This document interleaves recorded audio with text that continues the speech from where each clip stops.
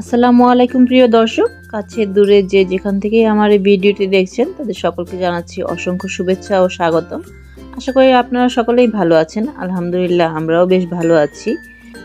সবে বরাত তো চলে গেল আর আমার ভিডিওটি দিতেও একটু লেট হয়ে গেল, কিন্তু যাই হোক, হালুয়া আমরা কম বেশি সবাই সবসময় সবে বরাতে অথবা এর পরে আগে পরেও খেয়ে থাকি, তাই আমার আজকের এই রেসিপিটি। আজকে আমি আপনাদেরকে দেখাবো ট্রেডিশনাল উপায়ে কিভাবে বুটের ডালের হালুয়া বানাতে হয়, তার A to Z পুরোটাই আপনাদেরকে সাথে আজকে শেয়ার করব। তো পুরো ভিডিওটি দেখতে থাকুন আমাদের সাথেই। আর আমার এই রেসিপিটি দেখে যদি আপনাদের এতটুকু উপকারে এসে থাকে তাহলে আমার চ্যানেলটি সাবস্ক্রাইব করে দিবেন এবং আমার পেজটি ফলো করে দিবেন।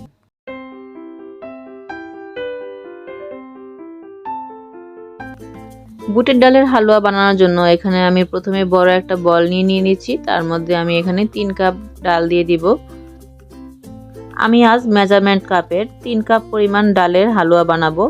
ডালটা নেওয়ার পরে এরপরে আমি ডালের মধ্যে পানি দিয়ে ভালো করে কচলে কয়েকবার ধুয়ে তারপরে ডালটাকে ভিজিয়ে রাখবো 5 থেকে 7 ঘন্টার জন্য, অথবা যদি সারা রাত ভিজিয়ে রাখা যায় তাহলে আরও বেশি ভালো হয়। কিন্তু আমি এটা সকালে ভিজাচ্ছি আর আমি বিকালবেলা হালুয়াটা বানাবো। আমার ডালটা পুরোপুরি ভিজে গেছে।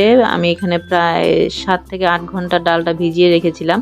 ডালটা ভিজে এমন বড় হয়ে গেছে। তারপর এটা পানিটা ঝরিয়ে নিয়ে আমি একটা হাঁড়িতে ডালটা নিয়ে নিচ্ছি। এখন আমি এই ডালের মধ্যে দিয়ে দিব দুধ, আর যতটুকু দুধ ডাল নিয়েছি তার ডাবল দুধ দিতে হবে। এখানে আমি 3 কাপ ডাল নিয়েছিলাম, তাই এখানে আমি 6 কাপ দুধ দিয়ে দিচ্ছি। আর এখানে আমি 2 টুকরো দারচিনি দিয়ে দিচ্ছি, আর একটা তেজপাতা আর 2টা এলাচ দিয়ে দিচ্ছি, যাতে ফ্লেভারটা ডালের মধ্যে ছড়ায় যায়। আর এটা এখন ভালো করে নেড়ে চেড়ে আমি ঢাকনা বন্ধ করে লো আছে এটাকে সিদ্ধ হতে রেখে দিব। আপনারা চাইলে এটাকে আবার প্রেসার কুকারে দিয়েও সিদ্ধ করে নিতে পারেন, তাতে তাড়াতাড়ি হয় কাজটা। আর এইদিকে আমি একটা বাটিতে সামান্য কিছু কুসুম গরম দুধ নিয়ে নিয়েছি। তার মধ্যে আমি দিয়ে দিচ্ছি 1 চিমটি স্যাফরন অথবা জাফরান। এটা আমি হালুয়ার মধ্যে ব্যবহার করব। এটার কারণে হালুয়ার কালারটা খুব সুন্দর আসবে। এটা পুরোপুরি অপশনাল, আপনারা চাইলে এটা ব্যবহার করতে পারেন, নাও করতে পারেন। আমার ডালটা আমি একটু চেক করে নিচ্ছি ডালটা সেদ্ধ হয়েছে কিনা। আমি চেক করে দেখছি যে ডালটা প্রায় সেদ্ধ হয়ে গেছে। এ পর্যায়ে যদি আপনারা শিলপাটায় ডালটা বাটেন তাহলে চুলার আঁচটা বাড়িয়ে আর একটু নেড়ে চেড়ে ভালো করে দুধটা শুকিয়ে নেবেন। যেহেতু আজকে আমি ডালটা ব্লেন্ডারে ব্লেন্ড করব, তাই এই পর্যায়ে ডালটাকে চুলা থেকে নামিয়ে রুম টেম্পারেচারে এনে তারপর এটাকে ব্লেন্ড করে নিব। আর ব্লেন্ড করার আগে আমি এর থেকে যে গোটা মশলাগুলো আছে সেগুলো তুলে নিচ্ছি। আর ব্লেন্ড করতে যেহেতু পানি লাগে, এখানে আমরা পানি ব্যবহার করব না, তাই আমি দুধটা রেখে দিয়েছি। এই দুধটা দিয়ে ব্লেন্ডটা অল্প অল্প করে ব্লেন্ড করে নিব। আমার ডালটা ব্লেন্ড হয়ে গেছে, এখন রান্না করার পালা। একটা কথা সবসময় মনে রাখতে হবে, যে কোনো হালুয়া বানানোর জন্য সাধারণত মোটা তলযুক্ত অথবা ভারী কড়াই, ভারী পাতিল অথবা ননস্টিকের পাতিল ব্যবহার করা উচিত। এখানে আমি মোটা তলযুক্ত একটা কড়াই বসিয়ে দিয়েছি। কড়াইটা হালকা গরম হয়ে এলেই তারপরে আমি এখানে দিয়ে দিচ্ছি 1/2 কাপ ঘি। ঘিটাকে বেশি জ্বালানো যাবে না, হালকা একটু গরম হয়ে এলে তার মধ্যে আমি এখন এখানে দিয়ে দিচ্ছি আমার ব্লেন্ড করে রাখা ডালটা। এখানে আমি আলাদা করে এখন আর কোনো গরম মশলা ইউজ করব না, কারণ আমি ডালটা সেদ্ধ করার সময় কিছুটা গরম মশলা ইউজ করেছিলাম আর তার ফ্লেভারটা ডালের মধ্যে অলরেডি আছে, তাই আমি আর কোনো গরম মশলা ইউজ করব না। আপনারা চাইলে এর মধ্যে সামান্য এলাচ গুঁড়া দিতে পারেন, কিন্তু আমি দিচ্ছি না। আর এখন আমি ঘিয়ের মধ্যে ডালটা দেওয়ার পরে ডালটা ভালো করে চেড়ে নিব। প্রথম অবস্থায় ডালটা একটু হার্ড লাগবে, নাড়তে চাড়তে একটু সমস্যা হবে, কিন্তু আস্তে আস্তে গরম হয়ে গেলে ডালটা লিকুইডই হয়ে যাবে। আর ডালটা ভাজতে ভাজতে কিছুটা যখন কালারটা চেঞ্জ হয়ে আসবে আর সামান্য স্মেল আসা শুরু হবে, যে ভাজা ভাজা একটা স্মেল, তখন আমি এর মধ্যে দিয়ে দিব চিনি। আর চিনির রেশিওটা হচ্ছে যে যতটুকু ডাল ততটুকু চিনি। এখানে আমি যেহেতু 3 কাপ ডাল দিয়েছি আর এখানে 3 কাপ চিনি দিতে হবে, কিন্তু আমি প্রথম পর্যায়ে 2 কাপ চিনি দিচ্ছি আর 1 কাপ চিনি রেখে দিয়েছি, ওটা আমি পরে দিব। আবার চিনিটা দেওয়ার পর চিনিটা থেকে অনেকটা পানি ছেড়ে দিবে, কিন্তু এতে ভয় পাওয়ার কিছু নেই, কারণ আস্তে আস্তে নাড়তে নাড়তে চিনির পানিটাও শুকিয়ে যাবে, ডালের সাথে মিশে যাবে।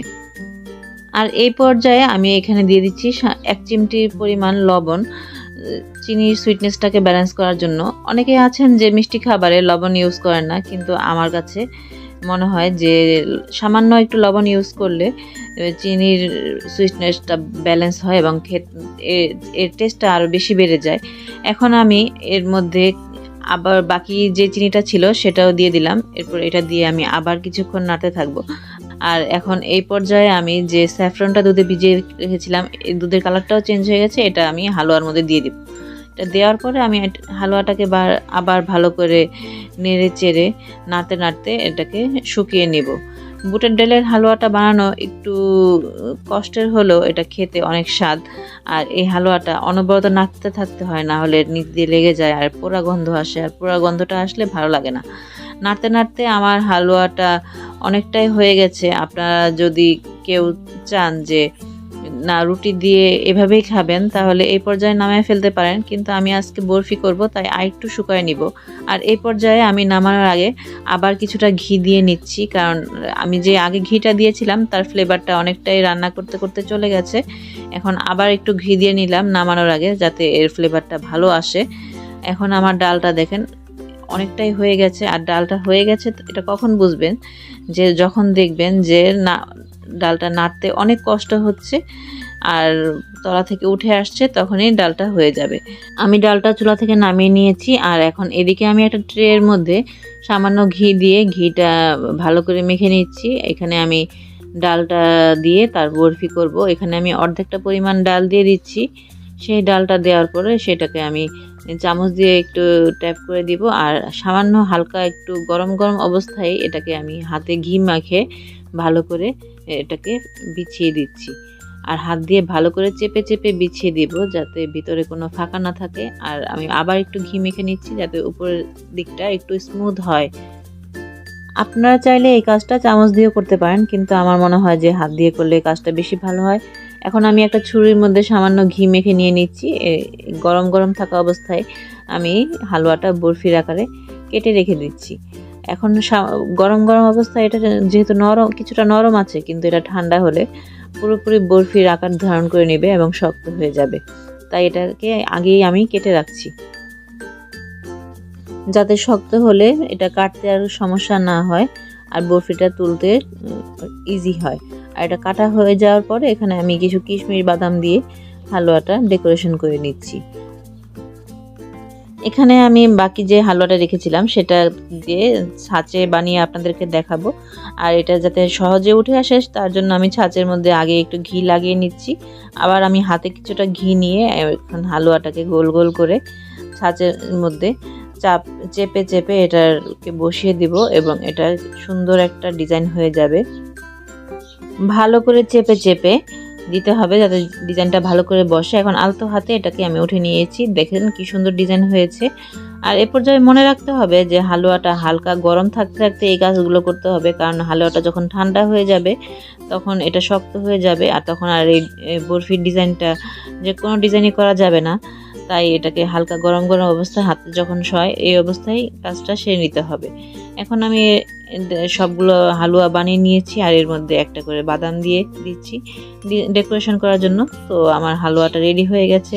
আর এই বরফির হালুয়াটা এখনও ঠান্ডা হয়নি, তাই আমি আর তুলতে পারিনি, তাই আমি এভাবেই এটাকে দেখাচ্ছি। দেখুন কতটা সুন্দর লাগছে দেখতে, আর খেতে তো অসাধারণ। আমার এই রেসিপি ট্রাই করে আপনারা বাসায় একবার হলেও বানিয়ে দেখবেন, আশা করি নিরাশ হবেন না।